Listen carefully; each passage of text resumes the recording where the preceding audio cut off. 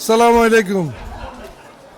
আজকে আমরা সন্দ্বীপের বৃহৎ সংগঠন বাউরিয়া জনকল্যাণ সমিতির পিকনিকে এসেছি এবং এত আনন্দদায়ক পিকনিক হয়েছে এবং প্রচুর জনগণ এসেছে। এখানে প্রায় 2000 উপরে লোক আসছে এবং সুন্দরভাবে ওনারা আতিথ্যতা করেছেন এবং জনকল্যাণ সমিতির মানুষের প্রতি আমরা এত সন্তুষ্ট যারা আমাদের প্রতি প্রত্যেকটা মেহমানদেরকে ওনারা মেহমান যেভাবে মেহমানদারি করতে হয়, পিকনিক নয়, এটা মেহমানদারি করেছেন।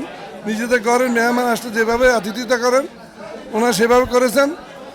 ওনাদের প্রতি আমরা কৃতজ্ঞতা জানাই এবং ধন্যবাদ জানাই এবং বাউরিয়া সমিতির সর্বাঙ্গ কামনা করি যে এরা সামাজিকভাবে সন্দ্বীপের ওনারা বিশেষ করে ওনাদের বাউরিয়ার জনকল্যাণের স্বার্থে ওনারা যেভাবে কাজ করেন গরিব অসহায় মানুষের কল্যাণে, আমরা আশা করি আগামী তো সেভাবে করে বাউরিয়া জনকল্যাণ সমিতির সভাপতি, সেক্রেটারি এবং সমস্ত সদস্যগণ যেভাবে মানুষের প্রতি আন্তরিকতা দেখাইতেছেন বাউরিয়া জনকল্যাণ সমিতির লোক, এটা আসলে ভাষা ব্যক্ত করার মতো নয়।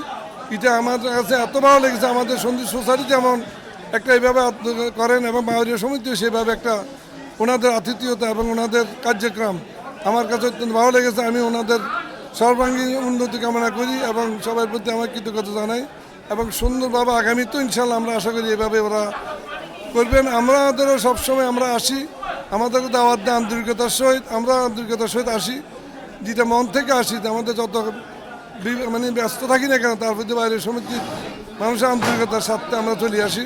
আমরা দোয়া করি ওনাদের জন্য, ওনার জন্য আগামীতে এইভাবে বাউরিয়া সমিতি কার্যক্রম চালা যেতে পারেন।